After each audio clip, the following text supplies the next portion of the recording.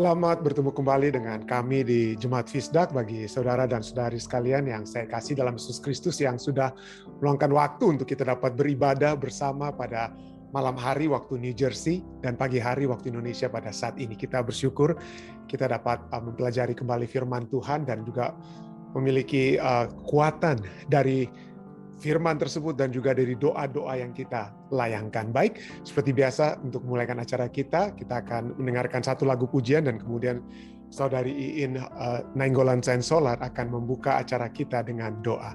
Silakan, Dek.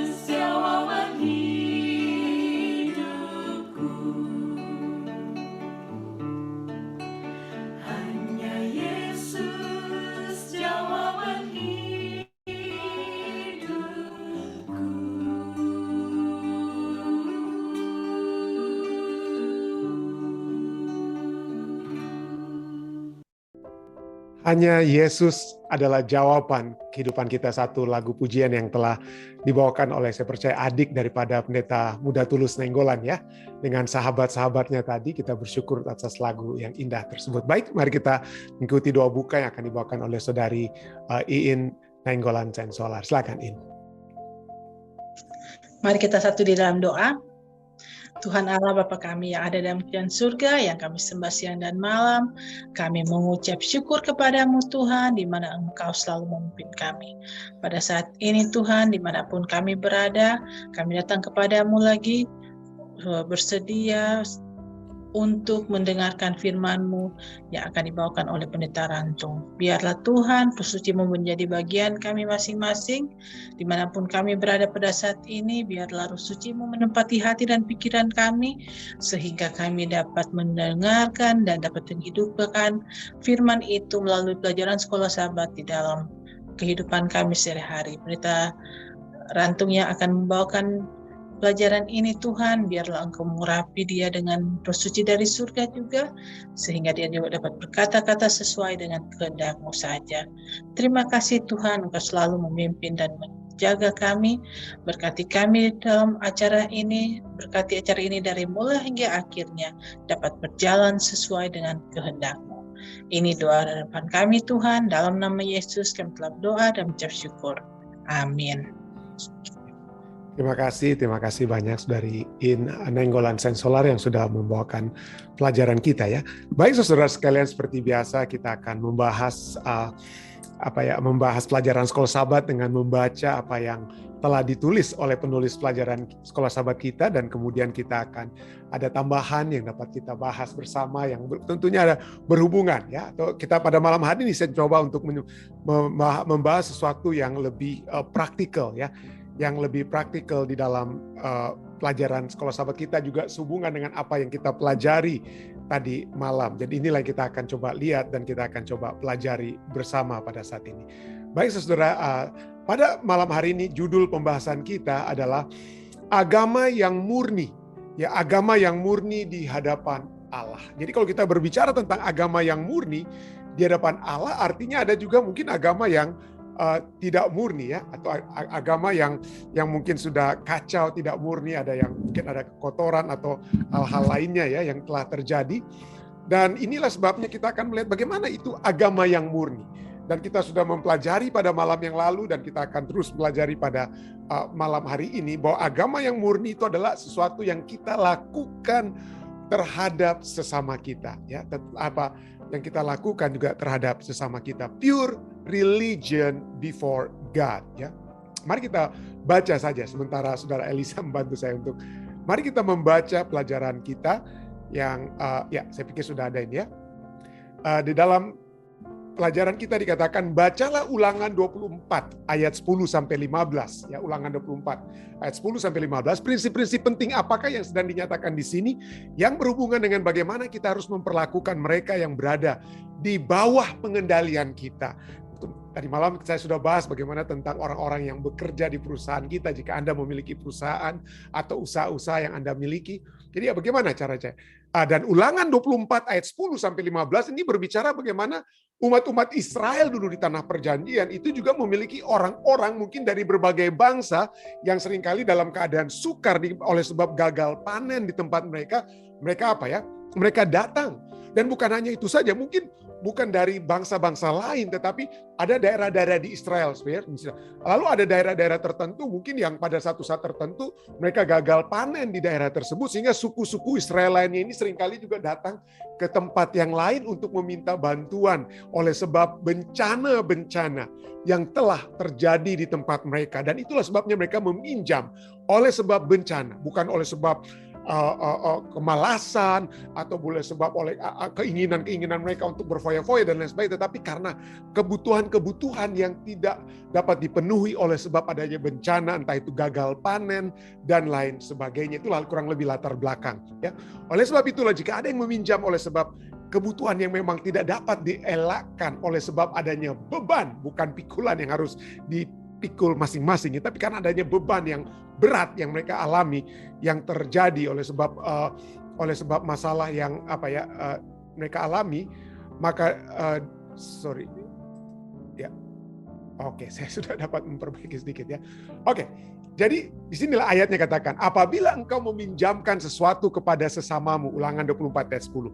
Apabila engkau meminjamkan sesuatu kepada sesamamu, janganlah engkau masuk ke rumahnya untuk mengambil gadai daripadanya. Ya. Haruslah engkau tinggal berdiri di luar, dan orang yang kau beri pinjaman itu haruslah membawa gadai atau pembayaran itu keluar kepadamu.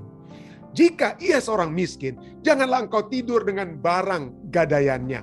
Kembalikanlah gadaian itu kepadanya pada waktu matahari terbenam, supaya ia dapat tidur dengan memakai kainnya sendiri. Jadi seringkali orang pinjam bibit untuk tanaman itu, mungkin di zaman Israel dulu ya, pakaian-pakaian itu adalah juga merupakan harta ya, jubah-jubah. Misalnya pakaian kawin mereka dan lain sebagainya. Jadi itu dapat digadaikan ya. Itu dapat menjadi jaminan atas benih-benih ya, tumbuhan yang dapat dipinjam dari tetangga atau lain sebagainya. Jadi pakaian itu dapat menjadi jaminan ya, dengan kata lainnya. Jadi kembalikanlah gadaian itu padanya pada waktu matahari terbenam, supaya ia dapat tidur dengan memakai kainnya sendiri atau selimutnya ya. Selimut ya, bukan hanya pakaian tapi juga selimut. Di orang-orang Ethiopia, kalau mereka menikah, mereka mendapatkan selimut-selimut, kain-kain ya. Dan itu menjadi hal yang sangat berharga. Di Ethiopia itu bayar orang kawin itu dengan selimut juga ya, dengan kata lain ya. Seperti itulah ya keadaannya. Jadi kembalikanlah gadaian itu padanya pada waktu matahari terbenam, supaya ia dapat tidur dengan memakai kainnya sendiri dan memberkati engkau. Maka engkau akan menjadi benar di hadapan Tuhan Allahmu. Janganlah engkau memeras pekerja harian yang miskin dan menderita, baik ia saudaramu maupun orang asing, seorang asing yang ada di negerimu. Jangan diperas. Jangan dipotong-potong, disunat-sunat gajinya, dengan kata lain ya. Yang ada di tempatmu orang tersebut ya. Ayat 15, pada hari itu juga haruslah engkau membayar upahnya sebelum matahari terbenam. Ia mengharapkannya karena ia orang miskin, supaya ia jangan berseru kepada Tuhan mengenai engkau dan hal itu menjadi dosa bagimu. Jadi hati-hati kita dengan gaji kepada, seperti yang saya katakan tadi malam ya, waktu Amerika, pembantu-pembantu kita atau orang yang bekerja yang membantu usaha kita dan lain sebagainya. Jadi berikanlah yang fair, berikanlah yang memang merupakan hak mereka yang sudah kita janjikan. Nah, sekali lagi kita melihat kepedulian Tuhan terhadap martabat dasar manusia. Ya, seseorang berutang pada Anda dan sekarang waktunya untuk menagih, ya, waktunya untuk. Maukah engkau menunjukkan sedikit penghormatan, sedikit martabat terhadap orang tersebut? Jangan menerobos masuk ke tempatnya dan menuntutnya, jangan. Gantinya tunggulah di luar dan biarkan dia datang dan memberikan pembayarannya kepadamu. Ulangan 24 ayat 12-13 sepertinya menyatakan bahwa jika beberapa orang miskin memberikan jubahnya atau kainnya sebagai jaminan, Anda paling tidak harus membiarkan dia tidur dengan jubah itu pada waktu malam ya. Ayat-ayat lain berhubungan dengan bagaimana seseorang memperlakukan orang miskin yang bekerja untuk dia. Dan orang miskin tersebut sangatlah mudah untuk ditindas. Nggak punya apa-apa. Apalagi kalau orang asing ya, seperti saya katakan tadi. Atau janda-janda, mereka tidak memiliki hak. Di pengadilan, Anda bisa saja janji mau kasih sejumlah uang, tapi begitu setelah dia bekerja, Anda kasih setengah, orang tersebut tidak bisa tuntut Anda. Kenapa? Karena mereka tidak punya kuasa hukum. Tidak memiliki bukan hanya kuasa hukum, tetapi kekuatan hukum untuk melawan Anda. Jadi jangan dikatakan. Sangat mudah untuk ditindas, tapi jangan menindas mereka. Karena di mata Tuhan hal itu adalah dosa. Dan pasti juga hal tersebut memilukan. Sekali lagi, jika orang Israel akan menjadi saksi, sebuah bangsa yang suci berjalan dalam kebenaran di tengah-tengah dunia yang dipenuhi dengan kesalahan, penyembahan berhala, kejahatan, dan dosa, tentu saja mereka harus baik kepada orang-orang yang terlemah dan yang paling terpinggirkan di antara mereka. Kalau tidak, maka kesaksian mereka tidak akan berarti apa-apa. Itulah sebabnya ya, kita harus membantu. Jika ada beban, ada orang yang tiba-tiba, seperti saya katakan selalu ya, orang-orang sesama kita orang percaya, kalau di jemaat ada orang yang tiba-tiba mengalami musibah, entah itu duka cita, kehilangan pekerjaan, kehilangan ini dan itu.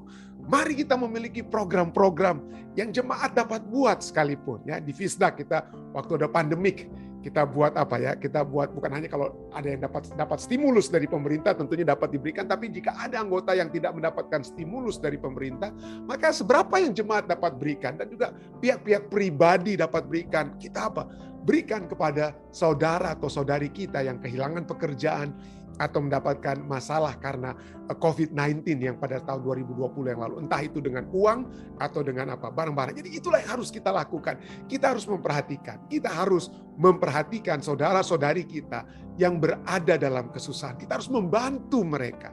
Itulah agama yang sejati, ya, pelajaran sekolah sahabat kita katakan. Bacalah Yakobus 1 ayat 27, itu ayat terakhir di pasal yang pertama, ya, dari kitab Yakobus. Lalu kemudian sambungannya Yakobus 2 ayat 1 sampai yang ke-11, ya.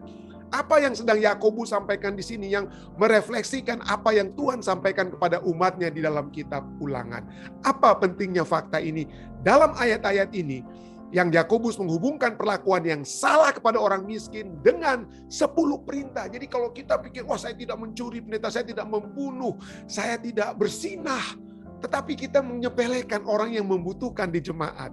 Kita tidak membantu mereka yang dalam keadaan dalam keadaan terbeban berat oleh sebab musibah. Sekali lagi, oleh sebab musibah yang mereka alami. Maka kita sebagai jemaat, entah apa yang dapat kita lakukan baik secara pribadi, mungkin kita tidak pinjamkan uang seperti yang Bapak Simatupang katakan, tapi semampu yang kita dapat berikanlah kepada mereka. Itulah prinsip prinsip Alkitab, ya. Dan ini yang ditulis juga di dalam kitab Yakobus 1 ayat 27 sampai pasal 2 ayat yang 11. Dikatakan ibadah yang murni, ibadah yang tidak tercemar, ibadah yang asli, dengan kata lain, ya, itu yang asli. Dan yang tidak bercacat di hadapan Allah Bapa kita ialah mengunjungi yatim piatu dan janda-janda dalam kesusahan mereka. Ya, tentu saja Alkitab berbicara ada tentu saja janda-janda yang tidak perlu dibantu oleh sebab mereka kaya, ya. Alkitab berbicara tentang hal tersebut. Tapi ada juga janda-janda pada umumnya yang dalam kesusahan mereka. Jadi kita perhatikan kebutuhan mereka. Kunjungi dalam arti kita memenuhi kebutuhan mereka yang dapat dipenuhi. Dan mengunjungi yatim piatu dan janda dalam kesusahan mereka dan menjaga supaya dirinya sendiri tidak dicemarkan oleh dunia. Saudara-saudaraku, sebagai orang yang beriman kepada Yesus Kristus Tuhan kita yang mulia, janganlah iman itu kamu amalkan dengan memandang muka. Jangan pikir, waduh, ini orang miskin. Jangan kita perhatikan, wah, orang kaya, mari saudara kita perhatikan betul-betul perasaannya kita jaga. Ya, kalau perasaan orang miskin, ya biarin aja perasaannya. Tapi orang kaya, hati-hati, jangan sampai perasaannya hancur. Nggak boleh begitu, ya. Jangan. Saudara-saudaraku, sebagai orang yang beriman pada Yesus Kristus Tuhan kita yang mulia, janganlah iman itu kamu amalkan dengan memandang muka. Sebab jika ada seorang masuk ke dalam kumpulanmu dengan memakai cincin emas dan pakaian indah, mungkin saat ini orang yang masuk ke gereja dengan mobil yang mewah, dengan jam tangan yang dari emas, mungkin ya mereka nggak pakai cincin lagi dan lain sebagainya mungkin, ya. Tetapi memang dengan jas yang termahal. Nah, jadi jika mereka datang ke perkumpulanmu dengan memakai cincin emas, mobil mewah, pakaian indah, dan datang juga seorang miskin ke situ dengan memakai pakaian buruk, dan kamu menghormati orang yang berpakaian indah itu dan berkata kepadanya, silakan Tuhan duduk di tempat yang baik ini. Sedangkan kepada orang yang miskin itu kamu berkata, berilah di sana, ya, atau duduklah di lantai ini dekat tumpuan kakiku. Bukankah kamu telah membuat pembedaan di dalam hatimu dan bertindak sebagai hakim dengan pikiran yang jahat? Dengan pikiran yang jahat. Dengarkanlah, hai saudara-saudara yang kukasih. Bukankah Allah memilih orang-orang yang dianggap miskin oleh dunia ini untuk menjadi kaya dalam iman dan menjadi ahli waris kerajaan yang telah dijanjikannya kepada barang siapa yang mengasihi Dia? Tetapi kamu telah menghinakan orang-orang yang miskin. Tuhan saja memperhatikan orang miskin, tetapi kita manusia hanya memperhatikan orang kaya. Dengan kata lain, kamu menghinakan orang miskin. Bukankah justru orang-orang kaya yang menindas kamu dan yang menyeret kamu ke pengadilan? Yakobus katakan, dan betul, ya, masalah-masalah di Korintus itu adalah masalah-masalah orang-orang yang bawa ke pengadilan, saling melapor satu dengan yang lain di pengadilan. Dan di zaman dahulu siapa yang mampu bawa orang lain seperti masalah di jemaat Korintus ke pengadilan? Ya, orang-orang yang kaya. Orang-orang yang kaya, yang mampu, ya, yang ego mereka itu besar sekali, yang main tuntut-tuntut aja langsung bawa mereka orang-orang lainnya dengan secara gampang ke pengadilan. Inilah sebabnya dalam Yakobus juga dikatakan kamu telah menghinakan orang miskin, ayat 6. Bukankah justru orang-orang kaya yang menindas kamu dan yang menyeret kamu ke pengadilan? Bukankah mereka yang menghujat nama yang mulia, yang olehnya kamu menjadi milik Allah? Jadi seringkali, tidak semua, ya, tapi seringkali orang-orang yang kaya itu merasa mereka bukan lagi memerlukan Tuhan, tapi mereka sudah menjadi Tuhan. Mereka ingin mencoba-coba, mereka ingin menghujat nama Allah yang mulia, menghina menghina umat-umat Tuhan yang lainnya ya. Bukankah mereka yang menghujat nama yang mulia, yang olehnya kamu menjadi milik Allah? Ayat 8. Akan tetapi, jikalau kamu menjalankan hukum yang terutama, hukum utama yang tertulis dalam kitab suci, kasihilah sesama manusia seperti dirimu sendiri. Kamu berbuat baik, kita sudah bahas ya. Ini dikatakan apa? Jika kamu menjalankan hukum utama, hukum itu apa? Kasihilah sesama manusia seperti dirimu sendiri. Kamu berbuat baik.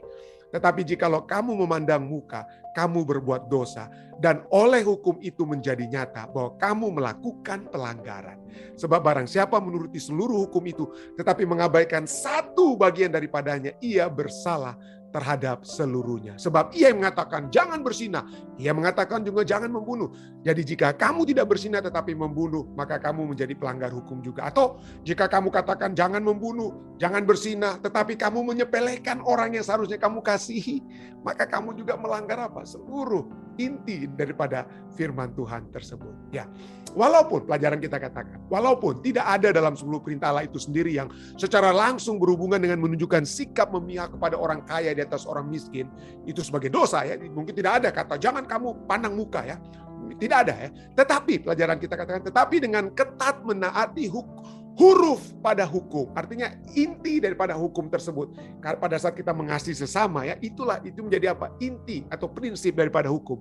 Sementara di saat yang sama memperlakukan dengan salah orang miskin atau orang yang membutuhkan, maka hal itu akan membuat sebuah ejekan terhadap pengakuan iman dari seseorang dan siapapun yang mengklaim memelihara perintah-perintah tersebut. Mengasihi sesamamu seperti dirimu sendiri adalah ekspresi yang tertinggi dari hukum Allah. Dan ini merupakan kebenaran zaman ini yang sama seperti di zamannya Yakobus. Dan sama juga seperti ketika Musa berbicara kepada bangsa Israel di perbatasan tanah perjanjian. Pertanyaan bagi kita di bagian penutup ya. Mengapa kita sebagai anggota gereja Masih Advent hari ke-7 memelihara hukum itu dengan ketat? Harus memastikan kita juga ketat dengan kata-kata dari Yakobus dan Ulangan. Dengan membaca dari kitab Yakobus, mengapa seharusnya kepercayaan kita untuk menuruti hukum hanya untuk diperkuat, hanya akan diperkuat dengan ketetapan hati kita untuk menolong orang miskin dan juga orang yang membutuhkan di antara kita. Ya, ada saya tidak sempat, ya saya sudah pernah waktu lalu ya, tapi saat ini terus terang saya lupa. Firman Tuhan yang katakan apa ya? Marilah kita bekerja keras supaya dengan kelebihan yang kita miliki, kita dapat membantu orang-orang yang berkekurangan. Ya, jadi dengan kata lain, mari kita memiliki apa? Budget. Mari kita memiliki budget dalam rumah tangga kita, membantu mungkin. Kita tidak bisa mungkin memberikan orang yang membutuhkan, membantu seluruh kebutuhannya, tapi mungkin seberapa yang kita miliki. Mari kita memiliki budget untuk membantu sesama. Dan saya bersyukur istri saya juga selalu menyisihkan budget bagi rumah kami. Mana kira-kira saudara-saudara kita yang khususnya yang kami lihat ya masih yang di Ethiopia ya. Dan Jemaat Fisdak dari waktu lalu juga telah membantu saudara kita yang di Ethiopia. Tapi istri saya selalu menyisihkan sedikit dari waktu ke waktu untuk kita kirim. Karena di Ethiopia tentu saja lebih miskin daripada Indonesia ataupun di Amerika ya. Jadi itulah fokus kita untuk membantu yang dapat kita lakukan. Jadi kita harus budgetkan. Nah, pertanyaannya tadi dikatakan apa ya? Kita ada yang katakan, pendeta, itu ayat tadi katakan seperti yang kita baca dari Ulangan pasalnya 24 itu kalau orang berhutang, jadi boleh dong kita berhutang, pendeta. Bolehkah kita berhutang? Ya, nah tentu saja ada sedikit perbedaan. Ada perbedaan antara hutang yang dimaksudkan di dalam Alkitab dengan hutang yang mungkin dapat terjadi seringkali di zaman modern. Tentu saja. Ada juga orang-orang yang karena keadaan terpaksa harus berhutang oleh sebab misalnya masalah kesehatan yang tiba-tiba yang menghancurkan dan yang terjadi dalam kehidupan mereka. Tapi itu dapat dan harus kita bantu. Tetapi bagaimana dengan orang yang hutang mungkin karena dia tidak dapat mengatur budgetnya, seperti saya sudah singgung sedikit ya. Seperti yang mungkin Ibu Orpa tadi malam ini saya akan sambung ya. Ibu Orpa berbicara tentang orang yang berhutang, lalu kemudian ya dia janji 1 minggu, Ibu Orpa katakan, 1 bulan ya nggak apa-apa. Tapi begitu 1 bulan lewat, wah ternyata yang berhutang justru marah sekali kepada yang dihutangi oleh atau Ibu Orpa. Jadi bagaimana caranya kita mengatasi? Saya tidak sedang mencoba untuk menghakimi siapa-siapa, tapi saya ingin membahas satu pelajaran yang saya pernah bahas 8 tahun lalu di Fisdak, yang saya coba untuk dalam waktu yang sisa ini 15-20 menit ini sebagai tambahan, kita coba untuk mengatasi jika ada hal-hal yang terbaik sesuai firman Tuhan dapat kita lakukan sehubungan dengan hutang, ya, supaya kita tidak berhutang. Kalau kita tidak berhutang, kita tentunya dapat membantu orang-orang yang betul-betul membutuhkan. Tapi bagaimana caranya supaya kita dapat bebas daripada berhutang? Ya, ini tambahan sedikit. Dengan kata lain, kita coba yang lebih praktikal pada saat ini dalam tambahan. Nah, ada bukan satu statement yang dibuat oleh Henry Wheeler Shaw. Dia katakan, utang itu seperti perangkap atau jebakan-jebakan lainnya. Cukup mudah untuk dimasuki, tetapi cukup sulit untuk kita keluar daripada jebakan tersebut, ya, dari jebakan tersebut. Dan ini seringkali saya berbicara mungkin dalam konteks mungkin lebih tepatnya di negara-negara maju yang mana kredit card itu, ya, kartu kredit itu, ya, itu begitu gampang mungkin dapat kita terima. Di Indonesia mungkin lebih sukar untuk dapat, mungkin saya nggak tahu dia.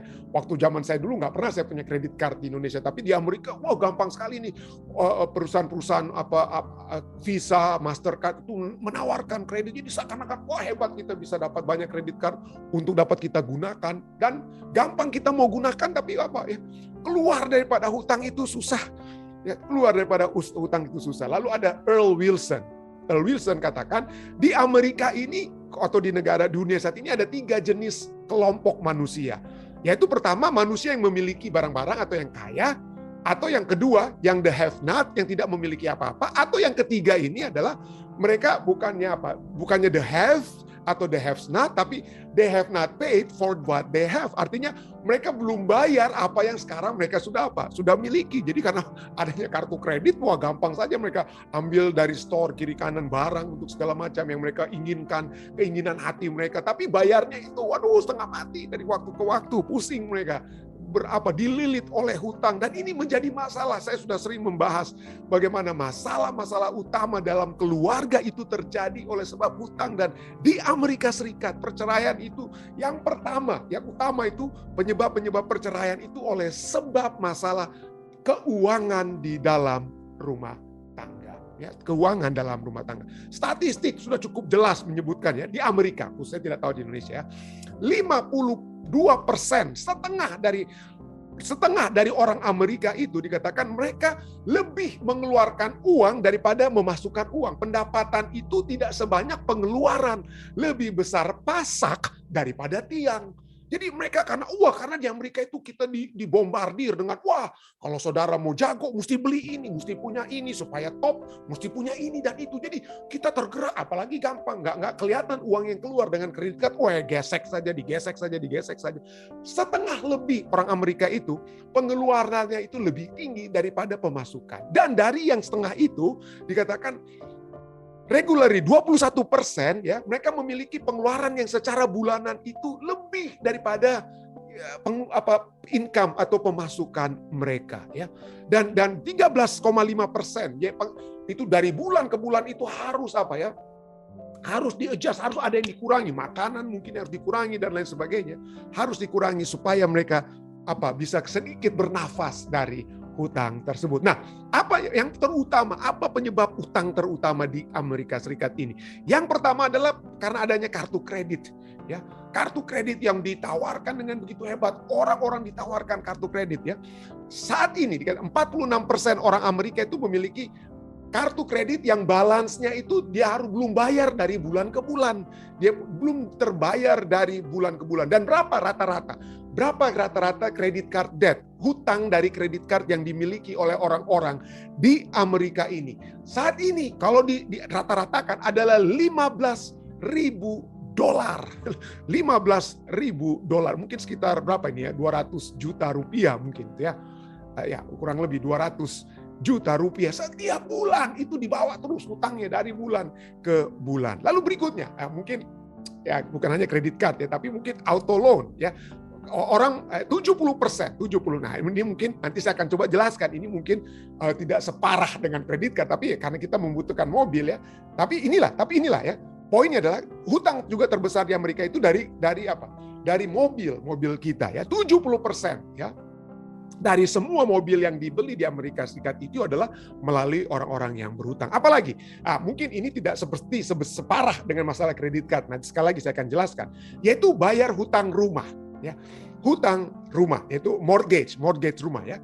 Dikatakan ada 8 juta orang Amerika itu yang setiap bulannya itu keteter, dia nggak bisa bayar. Ada 8 juta orang Amerika yang setiap bulan itu nggak sanggup untuk bayar hutang rumah yang mereka sudah beli. Dengan kata lain ya, cuma dengan beli. Jadi ada 30% saat ini, ada 30% rumah-rumah di Amerika Serikat itu yang pembayaran itu masih Senin Kemis. Orang-orang yang sudah beli rumah tapi pembayarannya itu Senin Kemis. Jadi pertama credit card debt, auto loan debt, mortgage debt, lalu kemudian medical debt. Wah, kalau karena kita tidak jaga kesehatan kita, ya, kita tidak jaga kesehatan kita, maka ada 41% orang-orang di Amerika yang saat ini mengalami masalah terbesar oleh sebab mereka harus membayar rumah sakit, dokter, dan lain sebagainya, akibat dioperasi, akibat kena stroke, dan lain sebagainya. Masih ada hutang-hutang di rumah sakit yang belum mereka bayar.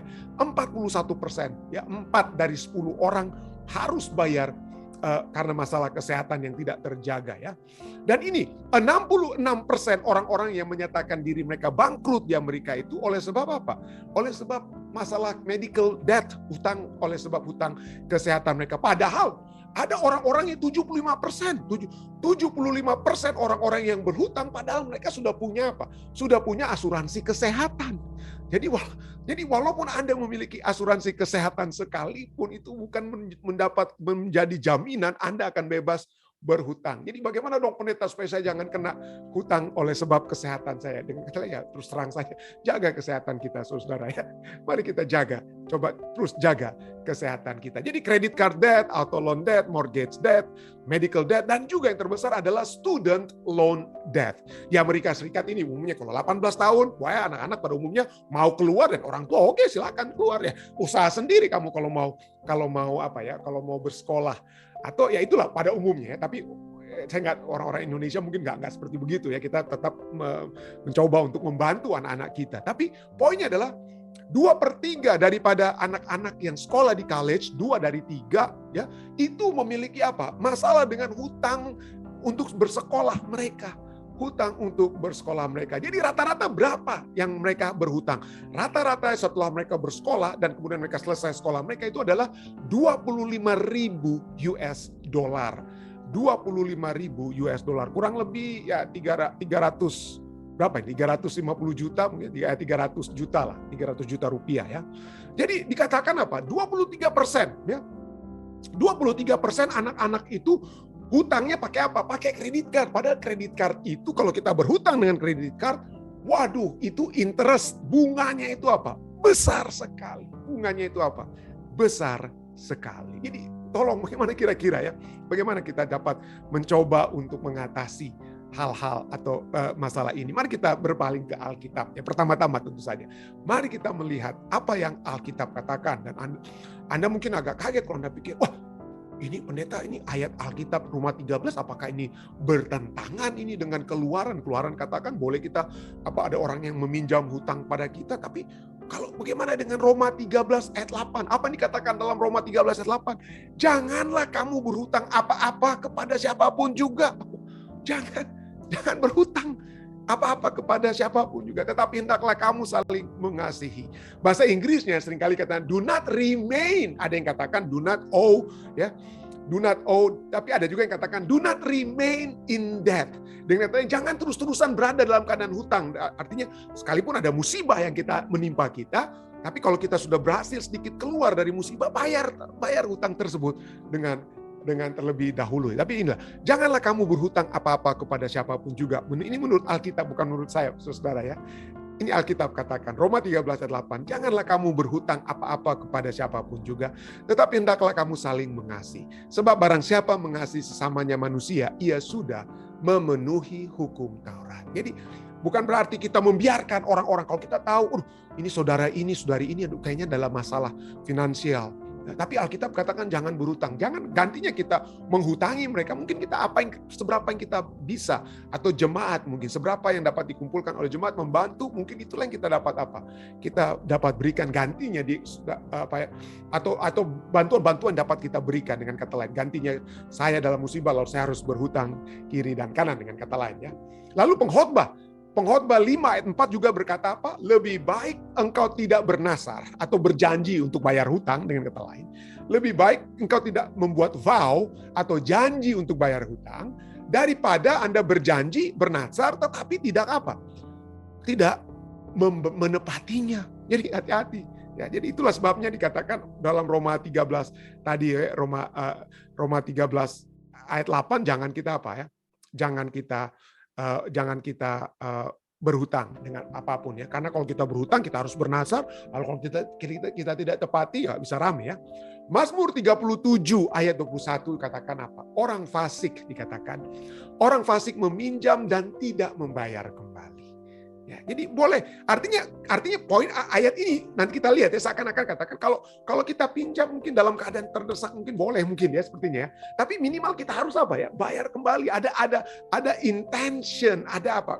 Untuk dapat apa? Yang kita lakukan mungkin bukan bayar pada orang atau bayar ada personal loan ke bank misalnya ya, dapat kita buat jika kita bisa lakukan hal tersebut. Tapi marilah kita pikir untuk apa? Bayar kembali. Atau ada orang yang dengan kredit card, ada orang, waduh kesempatan ini ternyata saya dapat banyak kredit card, lalu pada saat saya mau pulang ke Indonesia for good, wah udah saya pakai aja kredit cardnya sampai habis-habisan. Lalu akhirnya apa? Itu kan sebenarnya hutang ya. Itu sebenarnya hutang yang harus kita bayar kembali karena kita ambil barang di Amerika. Tapi kita pulang ke Indonesia, kita tidak bayar kredit card tersebut. Ini terus terang saja, bukan saya yang bilang saudara ya. Tapi ini satu dosa, satu kesalahan. Mazmur 37 ayat 1 katakan orang fasik meminjam, orang fasik menggunakan kartu kredit di Amerika. Lalu kemudian apa? Dia tidak bayar kembali kan? Karena dia pikir dia mau kembali ke Indonesia atau kembali kemana lah ya. Tapi inilah Mazmur 37 ayat 1 katakan orang fasik meminjam dan tidak membayar kembali. Saya mohon maaf, saya tidak sedang menghantam siapa-siapa atau tujukan kepada siapa, tapi ini jadi peringatan kembali kepada saya ya, kita semua. Jadi jangan kita meminjam dengan pikiran, saya tidak akan pernah membayar kembali. Tetapi orang benar adalah pengasih dan pemurah. Nah, poin kembali, mari kita lihat ya, bahwa orang fasik meminjam dan tidak membayar kembali. Kenapa? Karena pada umumnya kalau itu dilakukan, itu orang kefasikan itu dilakukan untuk kesenangan pribadi, untuk hal-hal yang dapat kita apa? Wah, yang dapat kita miliki, dapat kita orang bisa lihat saya ini hebat dan lain sebagainya. Dan kita tidak apa? Kita tidak kembalikan ya. Dan itulah ya, saya tidak sedang, nanti saya akan singgung sedikit tentang pinjaman untuk mobil atau rumah ya, apakah itu pinjaman atau kolateral namanya ya. Tapi mari kita lihat yang kredit card yang kita gunakan seperti di Amerika ya. Kenapa orang umumnya secara praktikal, sudah ada ayat-ayat Alkitabnya, sudah kita lihat. Kenapa orang-orang menggunakan kredit card itu dengan semena-mena untuk bayar, untuk kesenangan diri mereka sendiri. Pertama adalah kenapa? Karena kita pertama-tama orang overspending, lebih banyak pengeluaran daripada pemasukan. Kenapa? Karena kita tidak set, nomor satu, kita tidak membuat goal, tujuan untuk buat simpanan. Anda tahu, kalau Anda orang yang bijak, maka di Amerika Serikat atau di mana saja, 20% kalau Anda bisa setelah perpuluhan, setelah Anda budget untuk makanan dan lain sebagainya, 20% itu harus Anda simpan untuk kalau apa? Kalau ada bencana, kalau ada masalah-masalah yang sakit dan lain sebagainya datang, 20%. Gantinya kita pikir-pikir, waduh saya perlu ini Apple Watch, ini saya udah tua nih, saya punya Fitbit, saya maunya Apple Watch. Ya, kalau ini masih berguna, why not? Atau telepon saya masih ada telepon iPhone 8, masih bagus. Kenapa saya harus paksa-paksakan diri untuk dapat iPhone 13 atau apalah istilahnya ya. Jadi itulah, jadi save dulu, yang penting simpan dulu. Yang berikutnya, kenapa orang overspending? Karena adanya easy access to credit. Kita ditawarkan, kalau kita punya kredit yang bagus, ditawarkan kredit card, ditawarkan personal loan dan lain sebagainya. Ya itulah easy access to credit, easy access to cash. Lalu credit card misuse. Kita di Amerika ini seringkali, gampang, kita nggak kepikir uangnya atau apa. Kita main gesek aja, kita main gesek kredit card kita, nggak peduli berapa banyak yang kita sudah gesek. Yang penting, kita sudah giving into temptation, begitu banyak pencobaan. Waduh, ini bajunya bagus nih. Waduh, iPhone bagus. Waduh, TV-nya ini lebih besar dari TV di rumah. Saya mau besar-besaran. Masa cuman ketua ini lebih besar daripada saya pendeta. Kok TV saya pendeta kok kecil. Nah, itulah ya, kita sering lihat begitu-begitu ya. Dan pada saat itu bukan itu saja. Kadang-kadang belanja itu feel good. Aduh, enak sekali. Aduh, belanja itu puas. Kayaknya lagi stres tempat kerja dan lain sebagainya. Tapi kalau kita pergi ke mall, waduh senang kayaknya. Lalu kalau ada sale, wah sale katakan, wah inilah di Amerika ya. Kalau kita ada jual-jualan, dibilang sale, Anda simpan, you save $20. Saya kadang-kadang pikir, loh kalau saya save, artinya uang itu saya pegang. Tapi kalau dia bilang dari 100 Anda save $20, cuma tinggal $80, Anda bukan save. Anda sudah keluarkan $80. Anda nggak save itu 20. Nggak ada itu Anda save. Tapi Anda yang keluarkan $80. Atau yang berikutnya, kan selain Anda tidak dapat say no pada saat sale, saya ini siapa? Lihat bajunya mesti bagus terus dong, tiap sahabat mesti beda terus, tiap sahabat sepatu, baju, dan lain sebagainya. Kita memiliki seperti ada kuasa, sense of power kalau kita kalau kita dapat tampil beda daripada orang lain. Atau lifestyle maintenance, seperti saya katakan tadi, waduh kita banyak sekali, saya nggak puas hanya punya di TV saya, nggak puas hanya dengan ada kabel, saya harus ada Netflix, saya harus ada Hulu, saya harus ada Disney Plus, begitu banyak hal-hal yang kita akhirnya sebenarnya nggak pernah kita nonton semuanya, tapi begitu banyak yang kita taruh dalam rumah kita yang harus kita bayar per bulan, sampai akibatnya kita nggak bisa mampu lagi bayar karena image kita. Jadi dengan kata lain, ya, di Amerika itu begitu hebat, segala sesuatu itu telah ditawarkan kepada kita. Wah, kalau Anda perlu ini, wah gampang, auto loan, mortgage, ya get credit card dan lain sebagainya. Tapi Alkitab katakan dalam Amsal 22 ayat 7, ya, orang kaya, Amsal 22 ayat 7, orang kaya menguasai orang miskin, yang berhutang menjadi budak dari yang menghutangi. Pada saat kita itu seperti kelihatan perlente, hebat dengan segala yang kita miliki, mobil yang mewah gantinya cuman ya mungkin daripada Hyundai, wah saya maunya yang inilah, yang Mercy dan lain sebagainya. Tapi kalau itu hanya dengan hutang, ya Anda sedang menjadi budak daripada dari auto loan dan lain sebagainya. Ya. Jadi pikirkan semuanya. Mari kita memiliki kebijaksanaan yang Tuhan dapat berikan. Jadi bagaimana caranya supaya bebas dari hutang? Ya?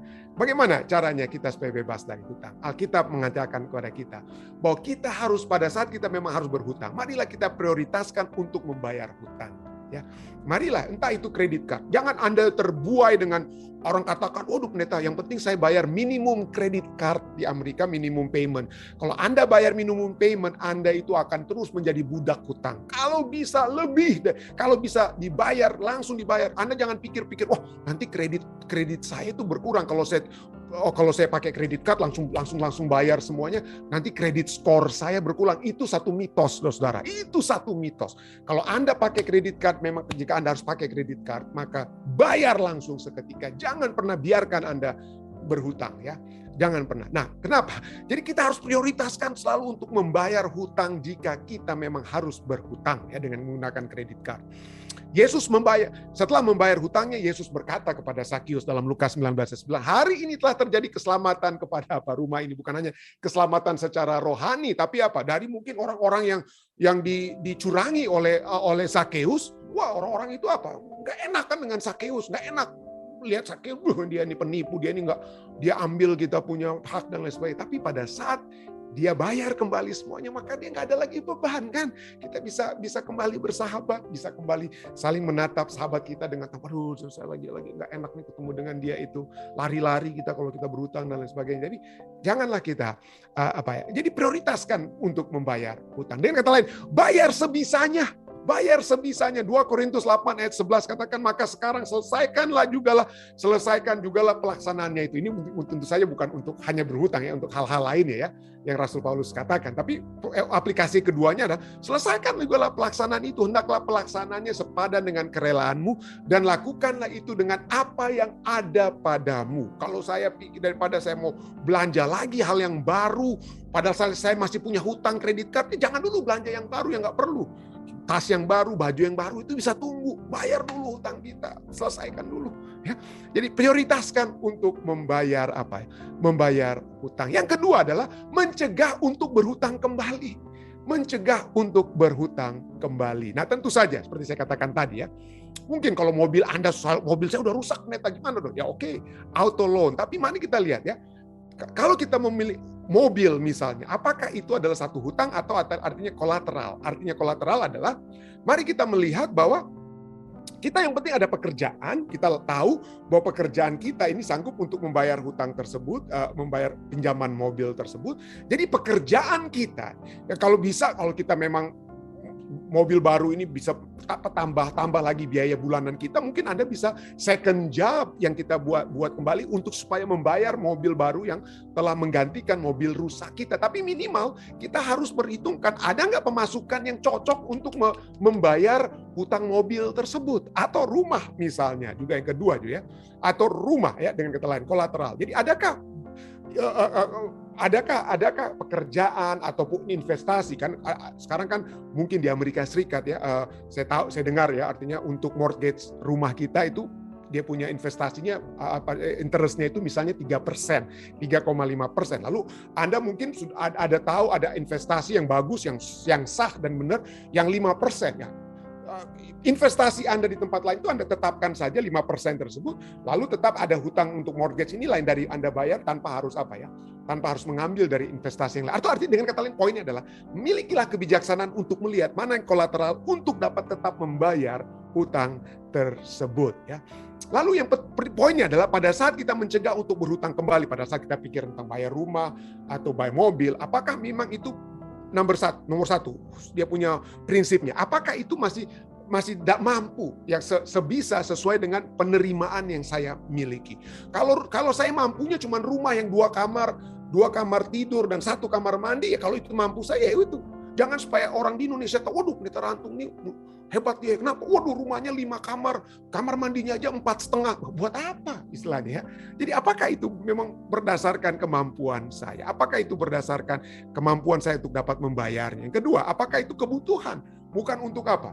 Bukan untuk tunjuk-tunjukkan siapa yang lebih jago ini siapa yang lebih jago di Amerika ini, yang punya rumah yang lebih besar dan lain sebagainya. Tapi prinsipnya adalah mari kita menggunakan kebijaksanaan yang Tuhan berikan supaya kita tidak berhutang, supaya kita bisa selamat, dengan kata lain ya, tidak dikejar-kejar dengan tidak dikejar-kejar dengan collection agency ya, apa namanya itu ya, yang kejar-kejar kita untuk bayar hutang kita dan lain sebagainya. Jadi bagaimana caranya? Kita harus selalu decrease the outflow. Jadi pengeluaran itu harus kita rem. Ya keinginan itu harus kita rem. Dan kalau ada memang kebutuhan yang penting, maka kita harus increase your income. Ya, pendapatan itu harus lebih besar. Pendapatan lebih besar daripada pengeluaran, ya, daripada pengeluaran. Amsal ini Alkitab berbicara tentang hal tersebut, saudara ya. Amsal 21:20 katakan, harta yang indah dan minyak ada di kediaman orang bijak. Tetapi orang yang boros, orang yang bebal dikatakan memboroskannya. Orang yang bodoh itu menghabiskan uang atau spend whatever they get. Ya nggak ada simpanan, nggak ada apa-apa. Waduh, bahkan perpuluhan pun disunat-sunat. Perpuluhan dan persembahan itu seringkali kita sunat untuk bayar keinginan hati kita yang kita pikir, wah enak nih kalau dibeli ini di mall dan lain sebagainya. Jadi turn off the tap. Jadi air yang mengalir. Ya, jadi jangan keran pengeluaran itu dibuka terus sampai bocor terus uang tersebut ya. Jadi apa kira-kira supaya kita untuk berhenti ya.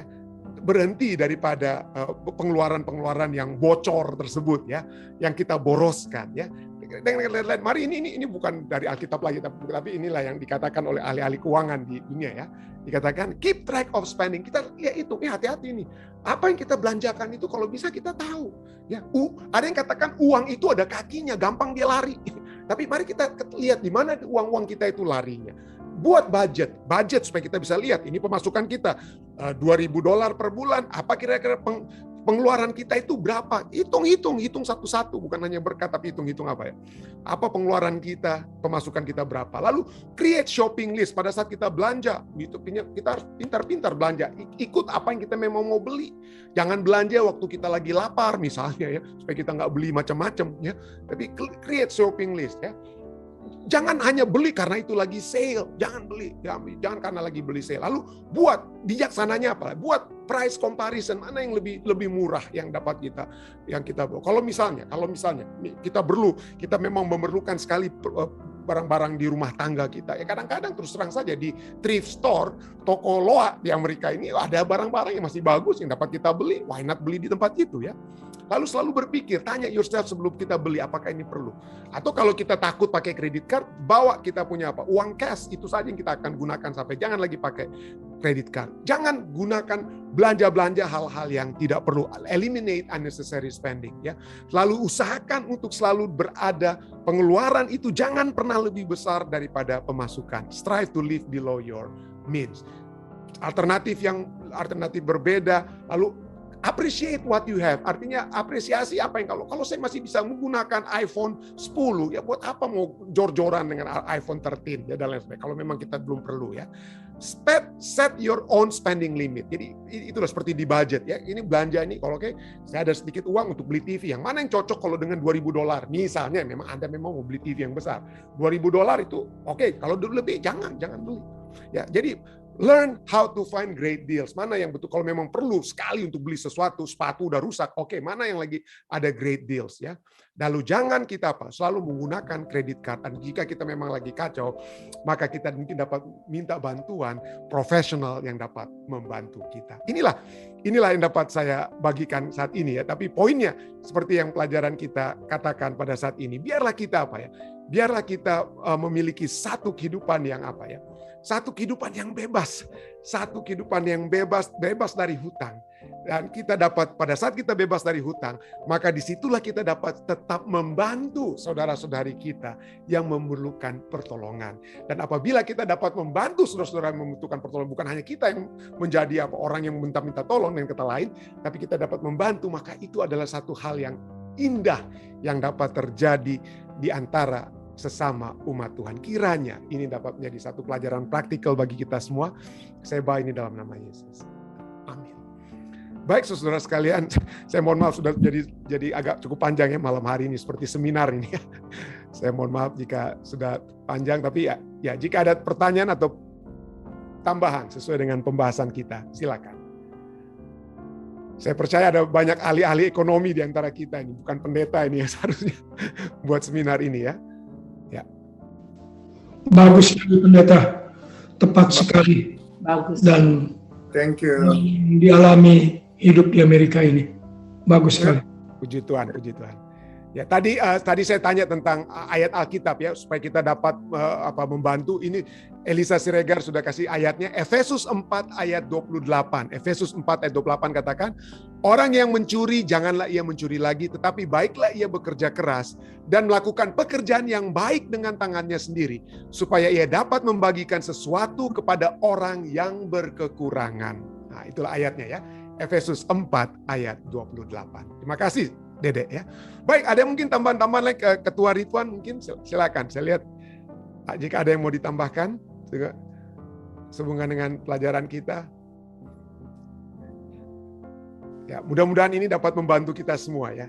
Saya berdoa kiranya pelajaran ini dapat membantu kita semua supaya kita memiliki satu kehidupan yang penuh tentunya ya. Satu kehidupan yang penuh di dalam dunia ini sambil menunggu kedatangan Yesus yang kedua kali. Baik, ada lagi?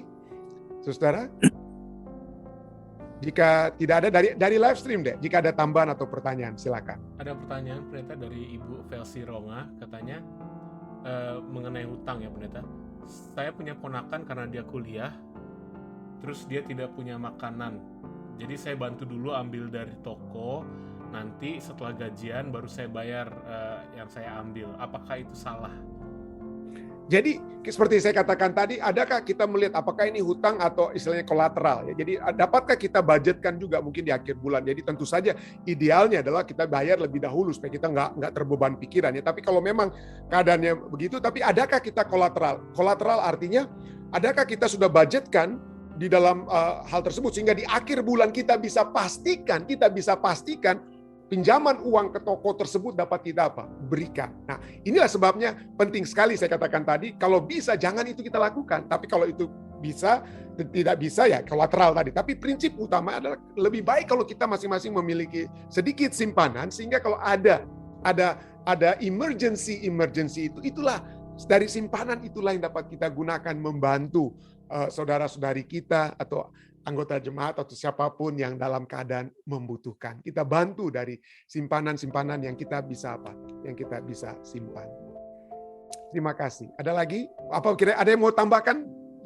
Menjawab pertanyaan tersebut, silakan.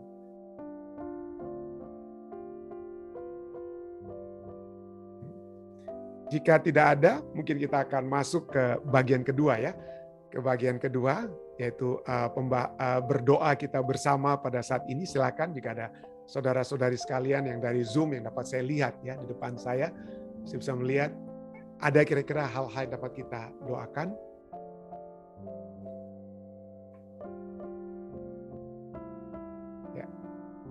Jika tidak ada atau seperti yang biasa yang kita doakan, mungkin dari live stream deh, silakan deh. Tante Shana, pendeta. Oh, Ibu Shana, silakan. Ibu Shana, silakan. Terima kasih kesempatannya. Tolong doakan Jane. Kemarin Jane habis ketemu dokter, terus katanya dokter mau diperiksa lagi apa kankernya itu masih menjalar ke yang satunya atau bagaimana. Jadi mau diadakan pemeriksaan lagi. Tolong doakan supaya Tuhan tolong kalau bisa dia enggak menjalar. Terima kasih Pak Pendeta. Ya, terima kasih.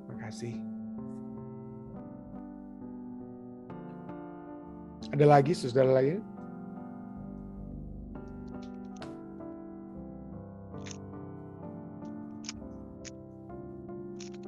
Jika tidak ada yang dari live stream, silakan deh.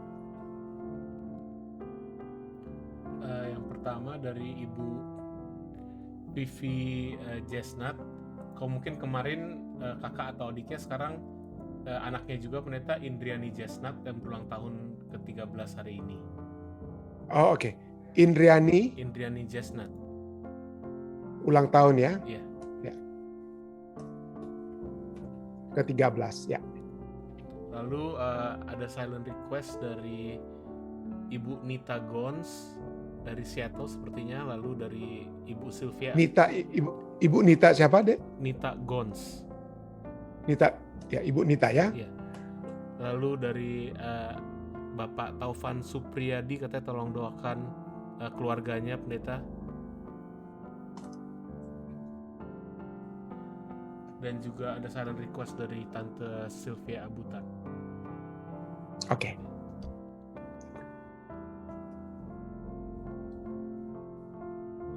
Oke, baik.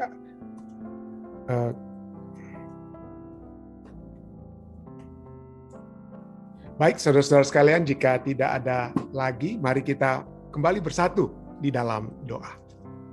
Bapa yang penuh kasih dalam takhta kerajaan surga, terima kasih Tuhan karena pada malam hari ini kami dapat mempelajari kehendak-Mu yang dapat kami lakukan. Pertama-tama terhadap kehidupan kami masing-masing, supaya kami dapat memiliki satu kehidupan yang penuh pada saat kami dapat menjadi penata layan Tuhan yang sesungguhnya.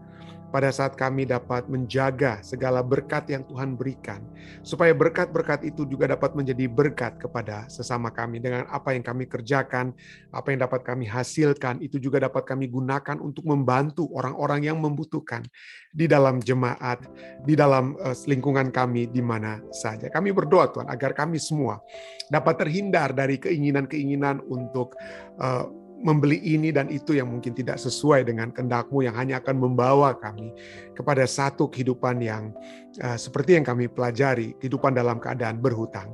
Tapi kiranya kami semua, jika ada, dapat lepas dari hal tersebut Tuhan. Kami mohon kiranya hikmat kebijaksanaan ada dari surga akan menjadi bagian kami semua Tuhan, sehingga kami akan hidup dalam satu kehidupan yang penuh, satu kehidupan yang diberkati dan menjadi berkat bagi sesama kami. Tolonglah kami Tuhan, karena kami seringkali lemah dalam hal ini. Kami hanya dapat memperoleh kekuatan yang hanya Engkau dapat berikan. Biarlah pelajaran ini bukan untuk menemplak kami, untuk mengecilkan kami, tetapi biarlah pelajaran ini dapat mengangkat kami, membantu kami untuk tetap bergantung sepenuhnya.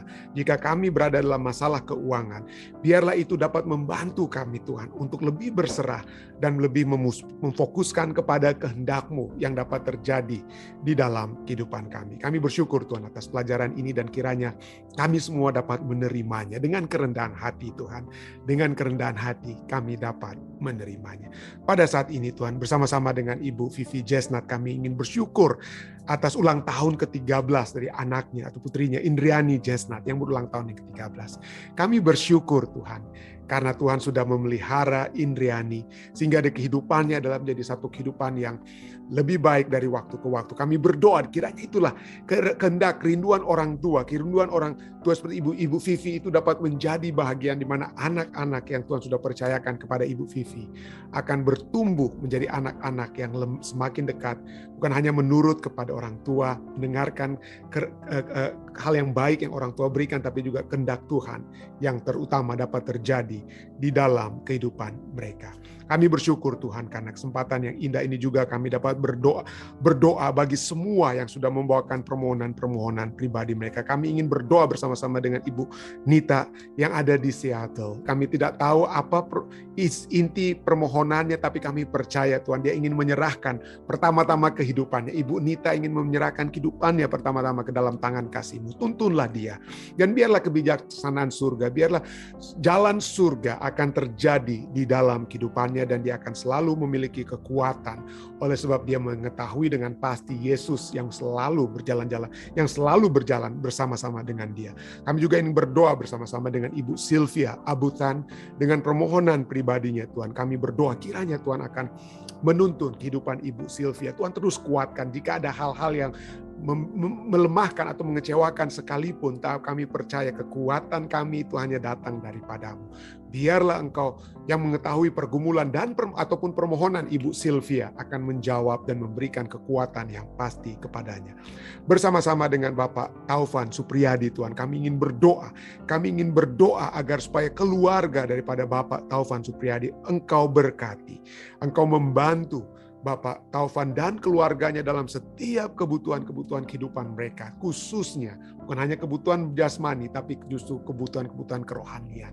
Biarlah mereka selalu bergantung, dan biarlah kami semua yang sudah berbakti pada saat ini juga dapat memperoleh berkat surga, oleh sebab Tuhan yang membukakan jalan-jalan yang terbaik bagi kami semua untuk kami lalui dan juga keluarga kami masing-masing. Hamba-Mu juga ingin terus berdoa bagi saudara-saudari kami dalam pemulihan kesehatan mereka atau masalah kesehatan yang mereka sedang alami. Kiranya Tuhan dapat menjamah, memberikan kemurahan-Mu kepada mereka. Hamba-Mu ingin terus berdoa bagi Om Pendeta Rain Kesaulia Tuhan, yang terjatuh beberapa hari yang lalu. Tuhan akan memberikan kepadanya kesembuhan yang pasti dari surga. Saudari Jane Rononu yang pada hari ini telah bertemu dengan dokter dan akan mengikuti pemeriksaan lanjutan. Dan kami berdoa Tuhan, kiranya masalah kesehatan itu akan semakin diminimasi jika Tuhan berkehendak tentunya, ataupun hilang sekalipun. Dan kami berdoa Tuhan, kiranya Jane, Tuhan akan selalu pada saat kami bawakan nama Jane dalam doa, Tuhan akan selalu memberikan kekuatan dan jalan-jalan keluar dari masalah kesehatan yang Jane miliki saat ini di Philadelphia. Kami berdoa Tuhan, kiranya Tuhan akan selalu menyertai Jane. Kami juga terus berdoa bagi ibu daripada saudari Susan Silvatika. Kami juga terus berdoa Tuhan bagi Ibu Rita Dulik Tuhan, yang kami selalu ingin dia bawakan beliau dalam tangan-Mu, yang dalam keadaan sakit pada saat ini, dia urusan BPJS yang dia miliki Tuhan, kiranya Tuhan akan selalu menyertai Ibu Rita Dulik. Kami terus berdoa bagi Ibu Pendeta Rain Alo, Ibu Vera, yang kami percaya keadaannya akan semakin baik oleh sebab kekuatan yang surga berikan kepadanya. Hamba-Mu terus berdoa bagi Ibu Ice Tobing Tuhan, kiranya penyertaan surga akan selalu menjadi bagian Ibu Ice Tobing. Kami juga terus berdoa bagi Ibu Ilyas Lapian yang mengalami kecelakaan waktu lalu, kiranya penyertaan surga juga menjadi bagiannya. Demikian juga saudara-saudari kami lainnya, Tante Ruth yang kami ingin bawakan dalam doa juga, dan juga saudari Carol Roring, Ibu Since Pua, Tante Yeni Poluan, Ibu Ellen Timisela, Bapak Alden Sihotang, dan Saudara Joni Kaawan, dan saudara-saudari kami lainnya Tuhan, yang mungkin hamba tidak sempat saat ini sebutkan satu persatu, dan juga Saudari Vivi Tomarere. Kami terus berdoa, dan keluarga atau sahabat-sahabat dari Evi dan Angel yang selalu didoakan, seperti Geraldine Ocampo dan juga Angelina Vega. Kiranya Tuhan menyertai, Tuhan akan terus menyertai sahabat-sahabat dari Saudara Angel dan Saudari Evi ini, dan juga Tuhan akan memberkati Evi dan Angel dalam kehidupan mereka sehari-hari. Kami percaya Tuhan sudah dekatkan Evi dan Angel dalam tangan kasih surga yang selalu telah mendekatkan mereka dengan Tuhan. Kiranya kedekatan ini tidak akan pernah berakhir Tuhan, mereka akan selalu Tuhan berkati. Dengan demikian juga umat-umat Tuhan lainnya, baik yang sudah datang beribadah saat ini, orang-orang tua kami, papi dan mami yang bersama-sama terus dengan kami, keluarga Simatupang, dan saudara-saudari kami lainnya Tuhan yang telah berbakti, yang hamba tidak sempat sebutkan satu persatu, Engkau mengetahui mereka semua. Hamba-Mu juga ingin secara khusus berdoa bagi umat-umat Tuhan di Jemaat Fisdak. Hamba-Mu ingin berdoa bagi keluarga Lalaki Soputan Tuhan. Indahlah saat ini bersama-sama dengan Eti dalam perjalanan menuju California, atau mungkin sudah tiba di California. Tuhan sertailah mereka. Biarlah mereka dapat memiliki perjalanan dan dapat kembali dengan baik, dengan keselamatan yang hanya Tuhan berikan kepada mereka. Berkatilah keluarga Lalaki Soputan, berkatilah Om Yan dan Tante Sin juga dengan segala pergumulan-pergumulan mereka, kehendak-kehendak mereka, dan juga anak-anak cucu mereka yang ada di mana saja. Hamba-Mu juga ingin berdoa secara khusus bagi Om Yoce Kalangi Tuhan, yang bersama-sama kami di Jemaat Fisdak. Kiranya Tuhan menyertai Om Oce dalam pekerjaan yang Om Oce lakukan. Biarlah Tuhan akan selalu memberikan kekuatan, kesehatan dari surga dalam melakukan pekerjaan-pekerjaan yang dia lakukan. Biarlah dia tetap memiliki keselamatan. Jika ada masalah-masalah kesehatan seperti masalah mata waktu yang lalu, Tuhan akan memberikan kesehatan, kesembuhan yang pasti yang dari surga yang dapat menjadi bagian Om Oce Kalangi. Hamba-Mu juga berdoa bagi keluarga yang ada di Indonesia, bagi tante, anak-anak dan cucu-cucu yang ada di Indonesia. Kiranya Tuhan akan terus memberkati dan memberikan perlindungan yang pasti kepada Om Oce. Dan sekali lagi Tuhan, hamba-Mu juga ingin membawa keluarga daripada Ketua Ridwan Lingga, Ketua Ridwan dan Miriam juga. Kami berdoa Tuhan, kami berdoa secara khusus. Jika Tuhan berkehendak, tentunya izin bagi mereka untuk dapat bekerja di New York atau New Jersey dapat menjadi satu kenyataan, dan kami dapat bersama-sama kembali di dalam membangun, memperkuat keadaan yang Tuhan sudah berikan di Jemaat Fisdak juga dengan kehadiran mereka. Kami berdoa Tuhan, kiranya ini dapat juga menjadi satu hal yang menjadi satu sukacita bagi seluruh umat-umat Tuhan, bukan hanya di Jemaat Fisdak tetapi di mana saja. Terima kasih Tuhan. Kami hamba percaya Engkau akan terus menyertai umat-umat Tuhan yang sudah berbakti pada saat ini. Juga khususnya hamba ingin berdoa bagi Ibu Ice Erna dan Ronald Walean, dan juga semua yang sudah berbakti yang hamba sekali lagi tidak sempat sebutkan satu persatu. Tapi kiranya Tuhan akan selalu menyertai kami semua hingga Maranatha. Inilah doa kami, inilah permohonan kami Tuhan. Yang hamba bawa hanyalah dalam nama Yesus Kristus Tuhan dan Juru Selamat penebus kami. Amin. Sekali lagi terima kasih banyak saudara-saudari sekalian yang sudah bergabung. Sampai bertemu kembali besok di acara kesimpulan pelajaran kita yang akan dibawakan oleh Pendeta Muda Tulus. Kiranya penyertaan surga menjadi bagian kita semua. Stay safe, stay healthy. Tuhan memberkati kita. Terima kasih.